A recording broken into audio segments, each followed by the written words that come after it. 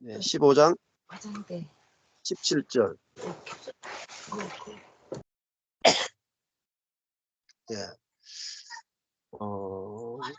내가 이것을 너희에게 명령하는 것은 너희로 서로 사랑하게 하려 합니다.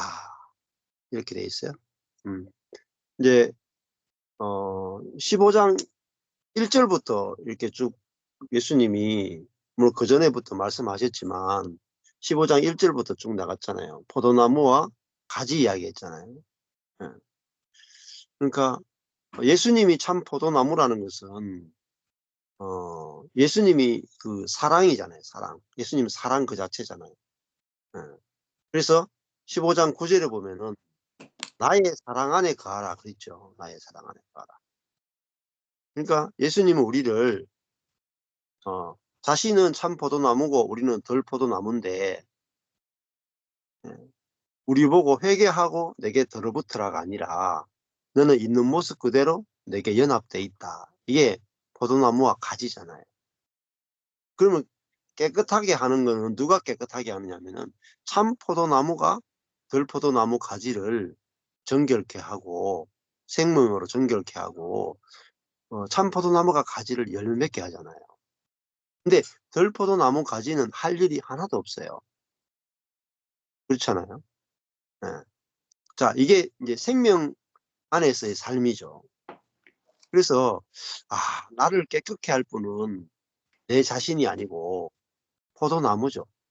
포도나무가 생명을 보내서 들포도나무 가지인 나를 날마다 깨끗게 하신다. 그래서 날마다 새롭다 이 말이 저절로 새로워지고 저절로 깨끗해지고 저절로 열매 맺는 거잖아요. 그때까지 이 들포도나무 가지는 자기를 정죄하지도 않고 남도 정죄하지 않게 되면서 오직 누리면서 가는 거죠. 누리면서. 근데 내가 노력할 때보다 훨씬 더 놀라운 열매들을 맺게 되는 거죠. 자, 이거를 이제 그 가지의 삶이죠. 가지. 예. 저절로 열매 맺는 가지의 삶이잖아요. 그래서 그 16절에 14절에 가보면 너희가 나의 명하는 대로 행하면 나의 친구라 하는 거죠. 친구라 하는 것은 결국은 같다라는 뜻이에요. 같다. 같은 생명이고 그래서 15절에 보면은 종이라 하지 않고 친구라 한다. 친구는 같은 수준이잖아요. 종과 주인은 위아래가 있고 친구는 같은 수준이죠. 그러니까 그 말씀 한 말씀이요 들려지려면 사건이 있어야 돼요. 사건이. 그러니까 어제 우리가 나누었던 이야기도 말씀 하나가 깨달아지기 위해서 있는 거거든요. 우리가 아담 안에서는 우리가 다 똑같다. 그리고 그리스도 안에서는 모두가 한 사람이다. 우리가 그 사람은 다 똑같이 후패했다. 속 사람은 다 같이 새롭다. 하는 이 한마디 말씀이 우리에게 깨달아지기 위해서 성령께서는 우리에게 어떤 사건을 자꾸 안배를 하시거든요. 안배를 해서 우리에게 결국은 하나님의 복음의 진리를 깨닫게 하기 위한 선한 것으로 우리의 어떤 일들을 사용을 하시거든요. 그래서 손을 대지 않는다는 의미도 그런 의미거든요. 하나님이 이 사건을 통해서 우리에게 어떤 영적인 복을 주실까? 네, 이렇게 우리가 나가는 거잖아요. 예, 그렇게 될 때 우리는 그 16절에 보면은 내가 너희를 택하여 세웠다. 16절에 보면 너희가 나를 택한 것이 아니요. 너희가 나를 영접한 것이 아니요. 내가 너희를 골라서 세웠다. 이 말. 골라서. 주님이 나를 고르셨구나. 주님이 나를 세우셨구나. 근데 너도 마찬가지죠. 당신이 주님을 택한 것이 아니라 주님이 당신을 택했고 주님이 당신을 세웠다. 그렇기 때문에 주님이 우리를 선택했다가 돼야 어떻게 되냐면 이는 너희로 가서 과실을 맺게 하고 또 너희 과실이 항상 있게 하여 내 이름으로 아버지께 무엇을 구하든지 다 받게 하려 합니다. 이렇게 돼 있어요. 주님이 우리를 택했다가 돼야 네? 우리가 무엇이든지 다 받는 삶을 살 수가 있어요. 그렇잖아요. 주님이 우리를 택했으니까 당연히 나를 책임지겠죠. 자, 우리가 바울이 이런 말을 해요. 너는 누구간데 남의 일꾼을 판단하느냐 이런 말 하잖아요. 그러면서 그 다음 말이 중요해요. 하나님이 그 일꾼을 넘어지기도 하고 세우기도 하신다. 그러니까 주체가 뭐냐면 하나님이라는 거잖아요. 그러면 그걸 내게 적용해 보면 포도나무가 가지를 열매 맺게 하죠. 가지가 포도나무를 열매 맺게 하는 게 아니에요. 반대잖아요. 나무가 가지를 열매 맺게 하잖아요. 그 주님이 우리를 열매 맺게 하잖아요. 이게 주님이 우리를 택하여 세웠다라는 거죠. 그러니까 우리는 저절로 주님이 우리에게 저절로 열매를 맺게 해주신단 말이에요. 이게 요한복음 15장이거든요. 그러면 주님이 나를 저절로 열매 맺게 하신다. 이게 이제 한 걸음 더 나가면 주님이 형제를 저절로 열매 맺게 하신다. 까지 가는 거죠. 네. 자, 그래야 17절이 가는 거예요. 17절에 내가 이것을 너희에게 말하고 명령하는 것은 너희로서로 사랑하게 하려 합니다. 그러면 사랑이라 하는 게 뭐겠어요? 소망하는 거잖아요. 소망. 형제를 향하여 그죠? 열매 맺을 거야. 주님이 저 형제를 택하여 세웠기 때문에 주님이 저 형제를 반드시 열매를 맺게 하실 거야.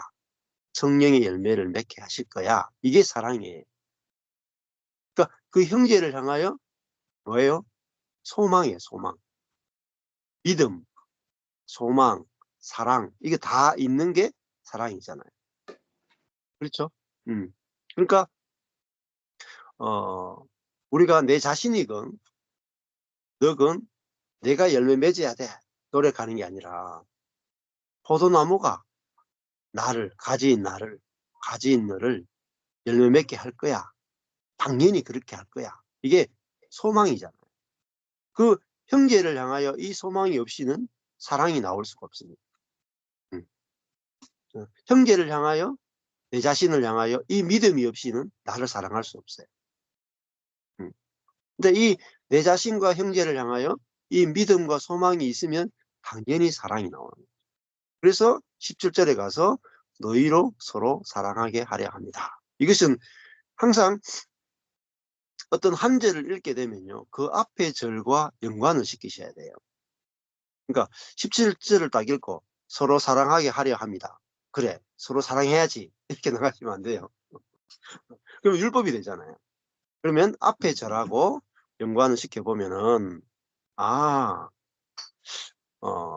주님이 우리를 택해서 세우시고, 그래서 우리를 열매를 맺게 하고, 과실이 항상 있게 하신다.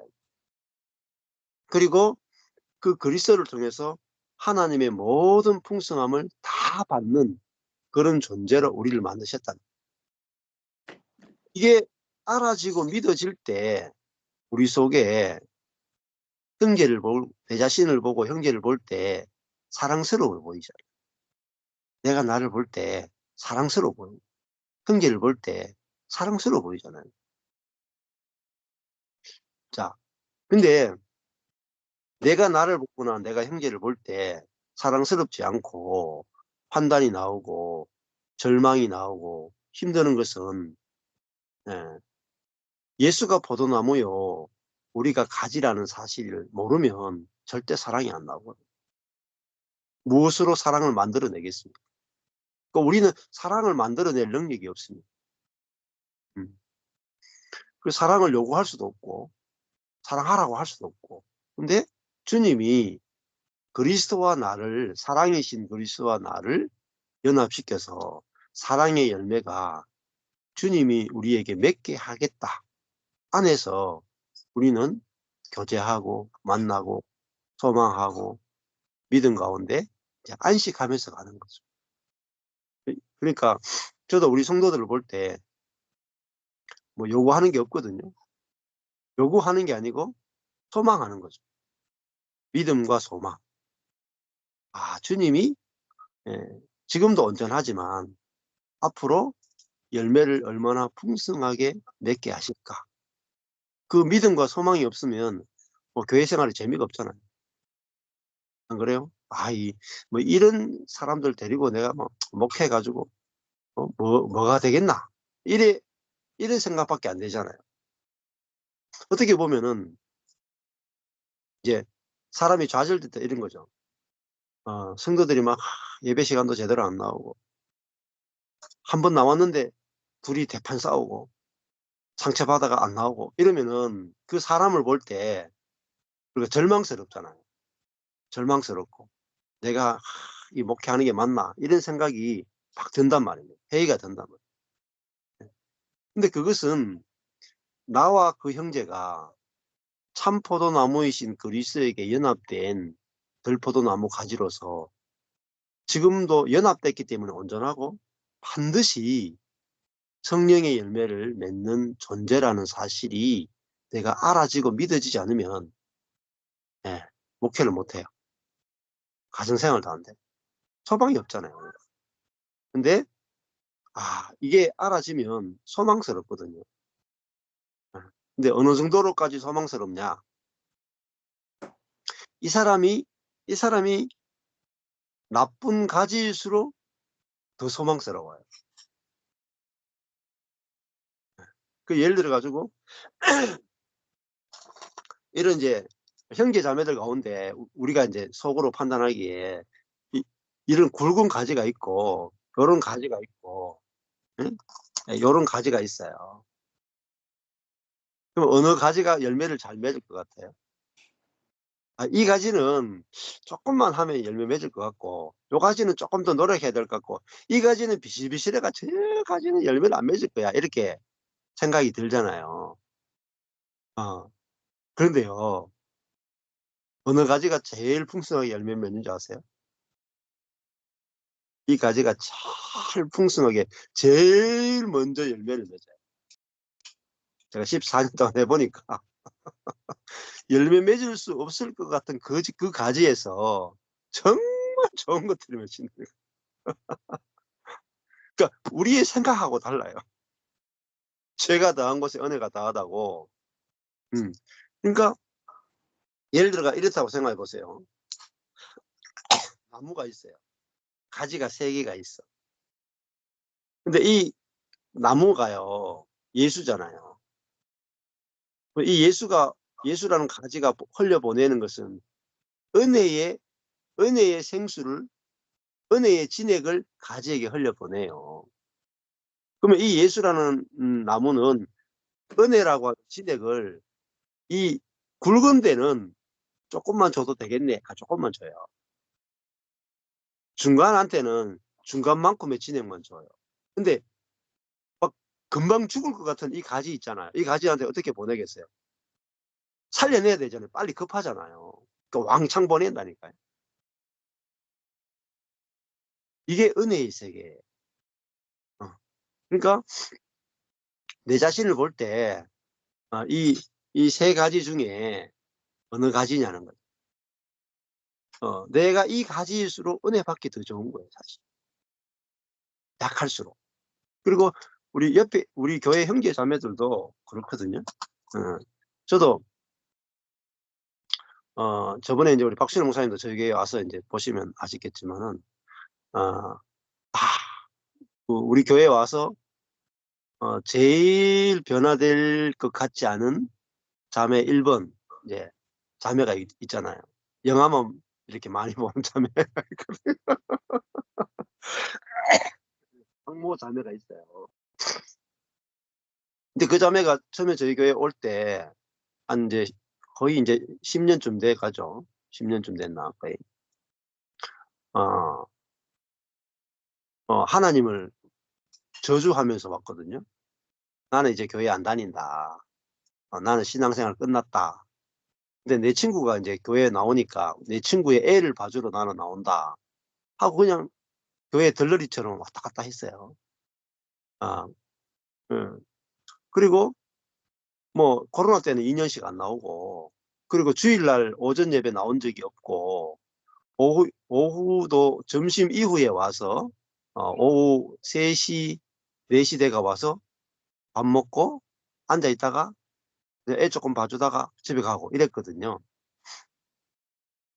와가지고 나눔할 때도 그냥 하나님에 대해서 열받은 이야기, 또 그런 좋은 하나님이면 왜 내게 은혜를 안 주고 왜 나를 변화시키지 않습니까? 하고 맨날 하는 게 자살할 생각만, 수십 년 동안 자살하는 방법만 연구하고 자살할 생각만 하는 그런 자매거든요. 예. 그러니까 이 자매를 볼 때 어때요? 소망이 없잖아요. 말씀을 가르칠 수 있습니까? 이 자매한테 기도하라고 할 수 있습니까? 이 자매한테 요구할 수 있는 거 1도 없어요. 어. 근데 제가 그 자매를 볼 때마다 이제 다른 사람들은 소망이 없죠. 근데 그 자매를 볼 때마다 저는 소망스럽더라고요.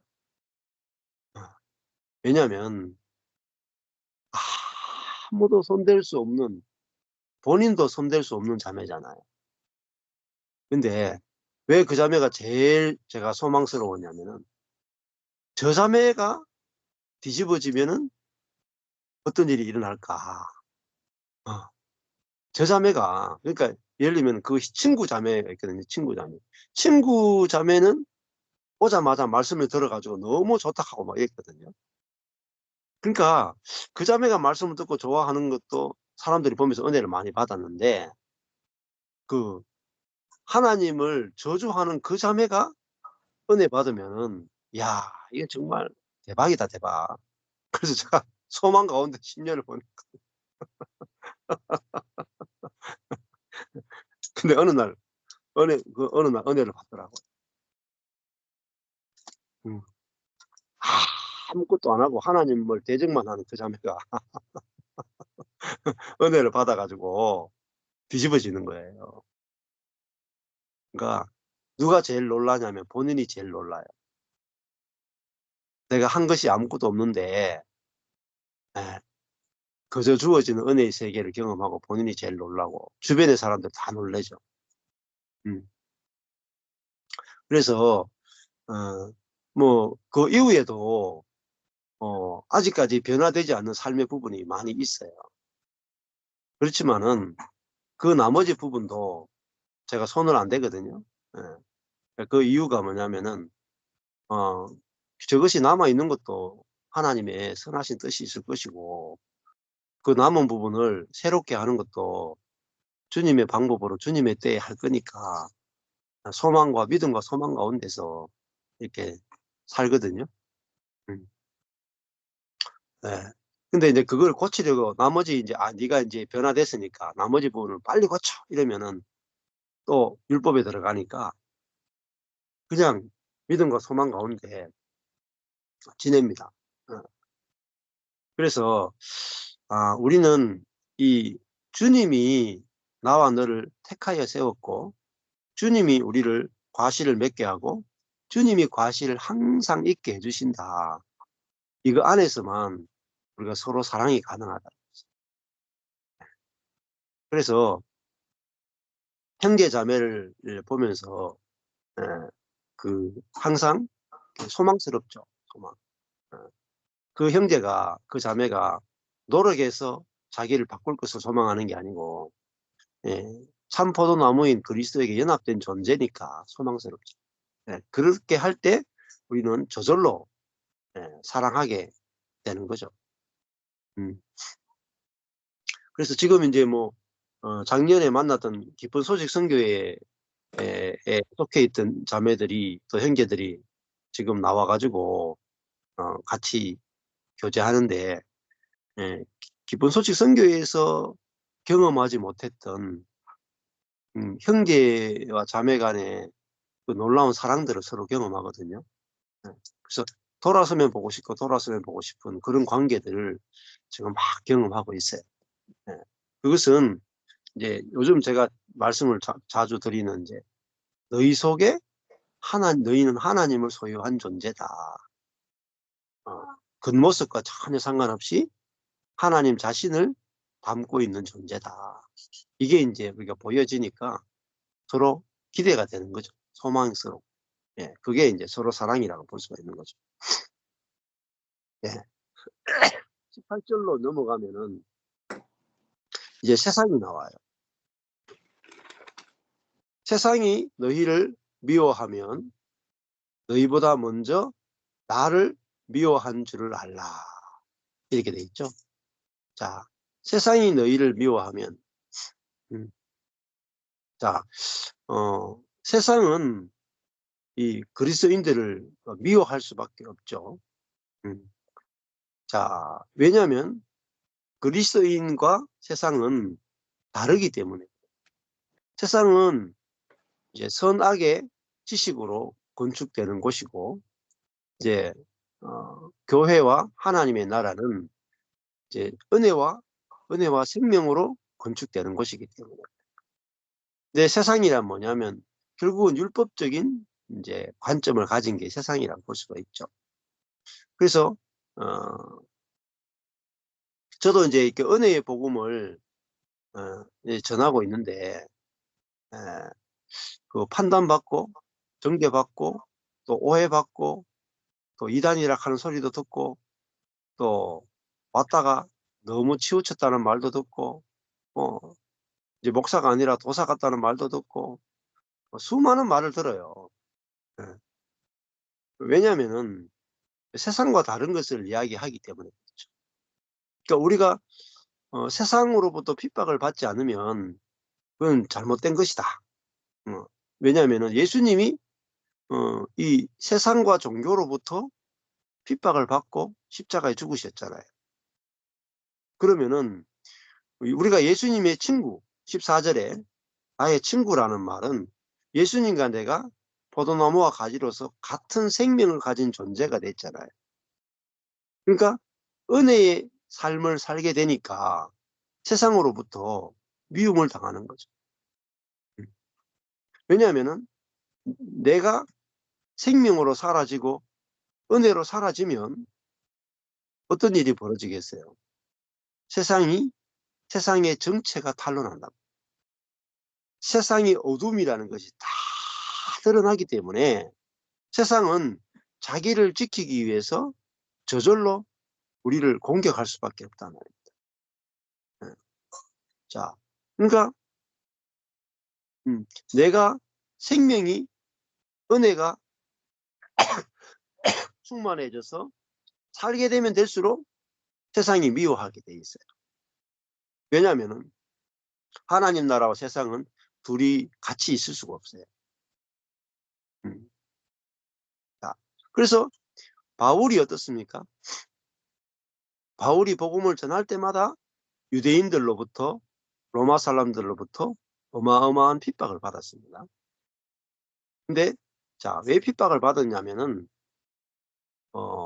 예수 그리스도를 통해서 오는 긍휼과 은혜의 복음을 전하면 유대교가 갖고 있는 율법주의적인 신앙, 그리고 예수가 하나님이 보내신 참 메시아라고 증거하고 하나님이 이제 율법을 초월하는 성령으로 말미암아 참 안식과 평안과 자유를 누리는 이 복음을 전하면 유대교가 어둠이요, 가짜요, 사단에게 속한 것이라는 그 정체가 탄로나요. 그러니까 자기들이 정체성이 다 무너지고 자기가 가짜가 되기 때문에 이 바울을 죽일 수밖에 없고 핍박할 수밖에 없는 거죠. 그러니까 사단의 세계가 무너지니까 저절로 하나님 나라를 핍박할 수밖에 없다라고 볼 수가 있죠. 그래서 우리가 이 은혜의 복음, 십자가와 생명의 복음을 전하면 전할수록 세상으로부터 미움을 받게 됩니다. 예. 저도 이제 이 복음을 전하는데 밖으로만 핍박이 있는 게 아니에요. 제가 막 이 은혜의 복음, 십자가의 복음을 점점 깊이 전하잖아요. 그러면요, 어떨 때는 아내가 "그건 너무 심하다. 너무 심하다." 그럴 때가 있어요. 제가 그 사람 속 사람을 한 2년 전에 막 집중적으로 이야기할 때 아내가 "아 그거 왜 나눠야 되냐. 그 사람 속 사람 속 시끄럽다. 나는 그거 안 받아들여진다." 하고 막 반대했어요. 예. 왜 반대할까요? 이번에도 갔는데 어떤 형제님이 "아 그걸 목사님 그걸 왜 나누십니까? 그 사람 속 사람. 속 시끄럽습니다." 이렇게 이야기하더라고요. 왜 그럴까요? 음. 본인이 그 사람으로 살고 있기 때문에 본인이 올백 그 사람으로 살고 있기 때문에 그거 나누면 뭐가 돼요? 자기가 그 사람이라는 100%그 사람으로 살고 있는 그게 탄로나잖아요, 탄로. 탄로나기 때문에 그 이야기를 못하게 막는 거예요, 그 이야기. 못하게 막아요. 또 제가 사람은 자동차고 하나님은 운전수입니다. 이걸 이야기하잖아요. 어떤 사람은 막 들고 "아멘. 할렐루야." 막 이렇게 어떤 사람은 "그게 말이 됩니까? 인간의 자유의지는 어디로 갑니까?" 하면서 막 또 저한테 막 댓글도 막 험악한 댓글도 달고 막 그게 구원파적이다 하고 막 공격하는 사람들이 있어요. 왜 그럴까요? 예. 자기가 운전수고 하나님이 자동차야. 그렇게 살아가는 사람은 복음을 들으면은 저절로 핍박하게 돼 있어요.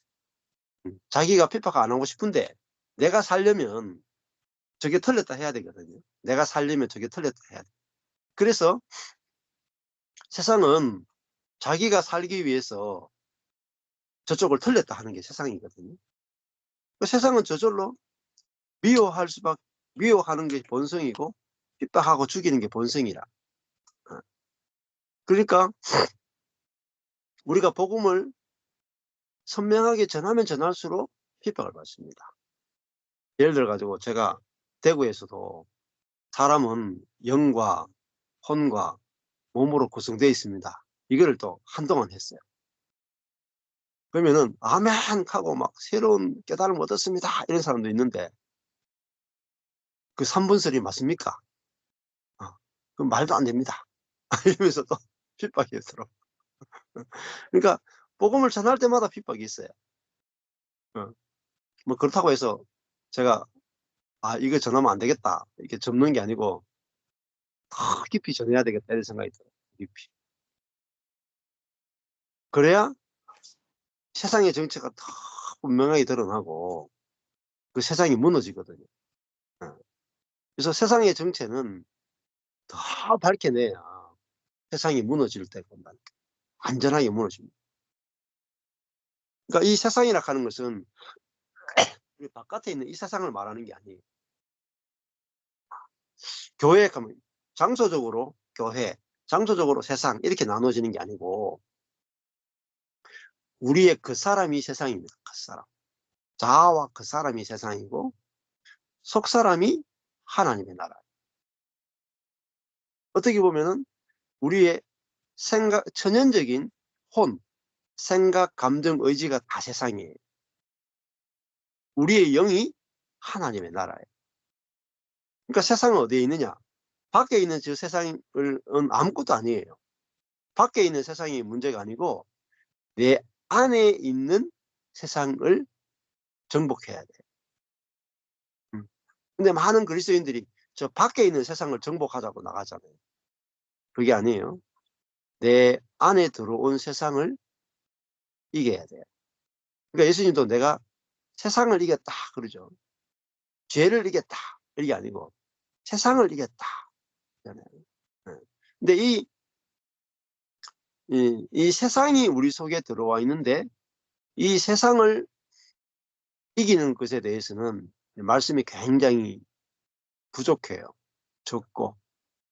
그래서 우리가 이 세상에 대한 부분들이 깊어지는 게 중요한데 결국은 이 세상은 자기 중심성으로 보는 게 바로 세상이고 선악의 지식 체계로 만들어지는 것이 세상인데 이게 우리 안에 들어와 있다는 거예요.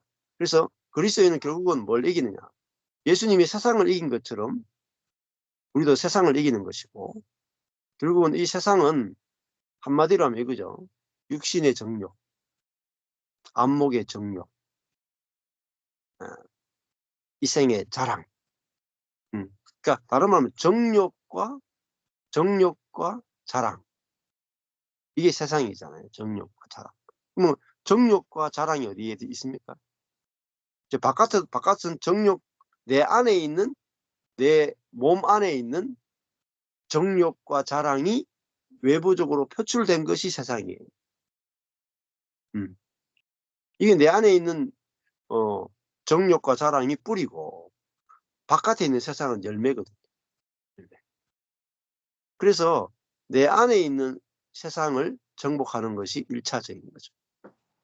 자, 그래서 그러면 이 세상은 또 다른 형태로 드러나는 게 뭐냐면 종교예요. 종교.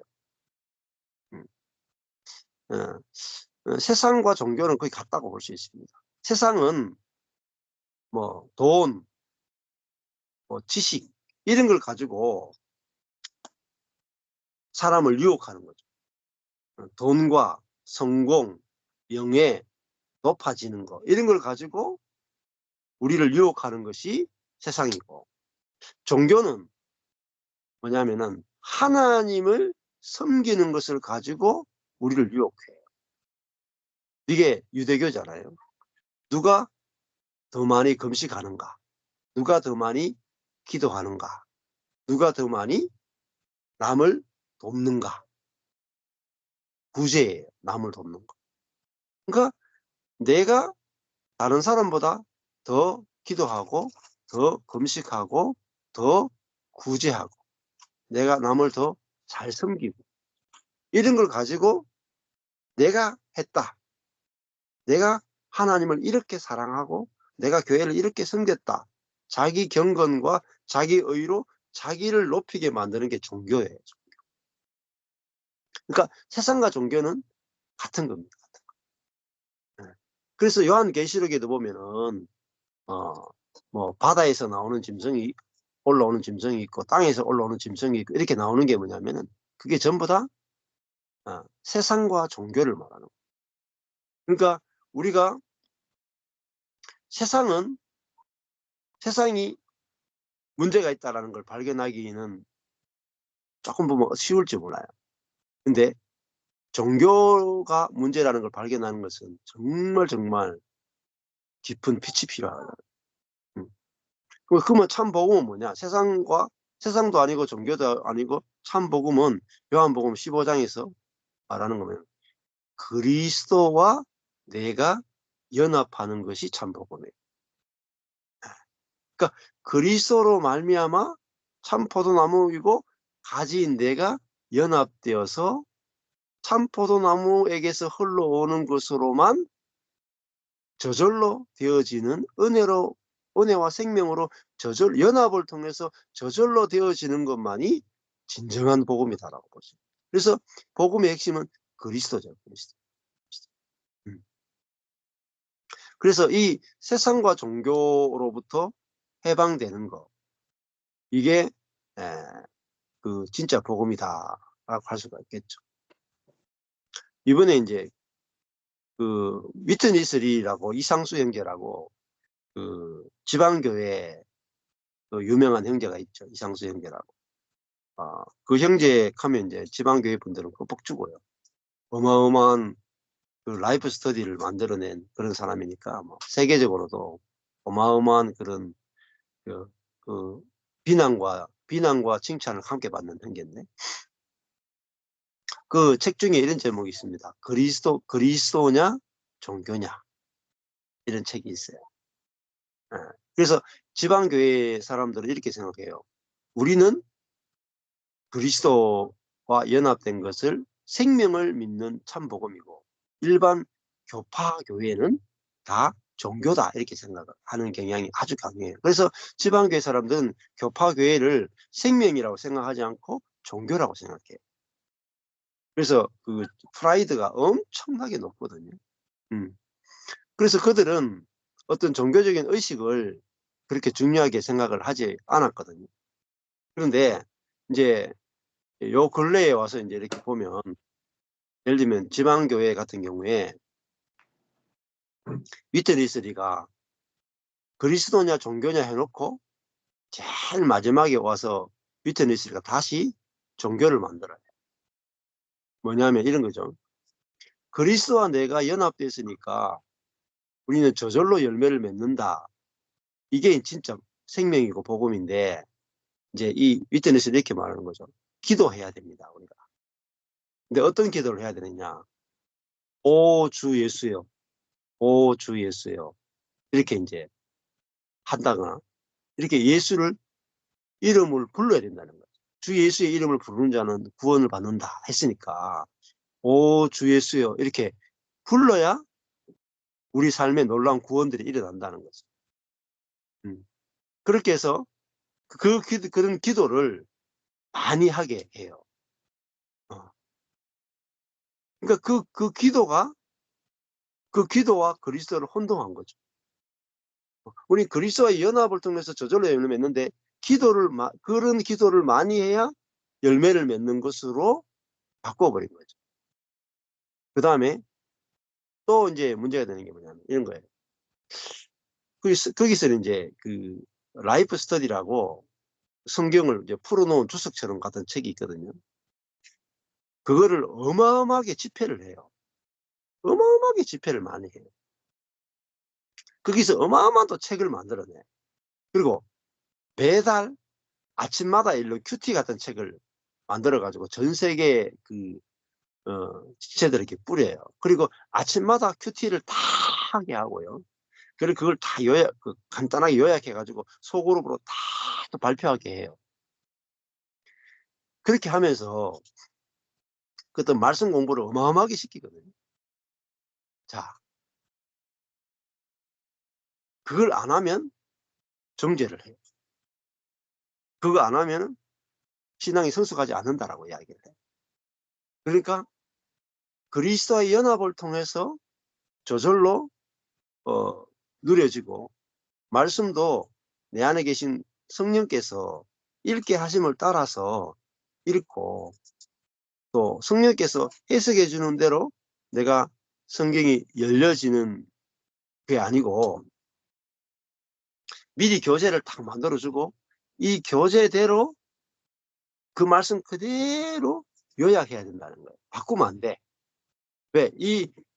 워치먼이나 위트니스리가 만든 이 교재가 너무나 정확한 계시이기 때문에 가장 고봉의 계시이기 때문에 이 계시에서 벗어나면 안 된다는 거예요. 니들은 하수기 때문에 이 계시를 그대로 카피하는 수준으로 가야 된다. 이게 전부 다 이제 점점 종교와 이런 훈련이 그래서 이제 훈련 집회가 많아요. 점점 훈련 노력 점점 많아지는 거예요. 그러니까 가면 갈수록 지방교회가 죽는 거예요. 자, 이게 이제 교회 안에 들어와 있는 이제 세상과 종교죠. 근데 이제 어떤 생명의 풍성함이 없는 거예요. 그래서 이제 어떤 저희 모임에도 이제 지금 지방교회 분들이 연결돼 가지고 이제 같이 모임을 하는데 진짜 이제 이게 종교와 그리스도가 이렇게 구분이 이제 점점 이제 되어지고 있는 그런 상황이거든요. 그래서 그 교회 안에 들어와 있는 이제 세상 가운데 가장 이제 큰 것 중에 하나가 이제 누구는 굉장히 높이고 누구는 굉장히 낮추는 거죠. 이런 것들이 형제와 형제가 높고 낮음이 생길 때 그걸 이제 세상이라고 부르는 거죠. 예, 모든 사람이 다 동일한데 예, 우리 자신이 주체가 되어서 신앙생활을 하다 보면은 높아지는 사람이 있고 낮아지는 사람이 반드시 발생할 수밖에 없죠. 근데 주체가 그리스도가 나를 통해서 하신다 하면은 모든 사람이 다 동일한 위치에 가게 되는 거죠. 예. 그래서 주체가 바뀌어야만 우리는 높낮이가 없이 이렇게 만날 수가 있게 되는 거죠. 자, 그게 이제 진짜 음 하나님 나라고, 그게 인제 그 형제와 형제가 연합할 수 있는 그런 세상이라고 볼 수가 있습니다. 자, 오늘은 여기까지 하시면 될 것 같아요. 시간이 벌써 1 시간 다 됐네요.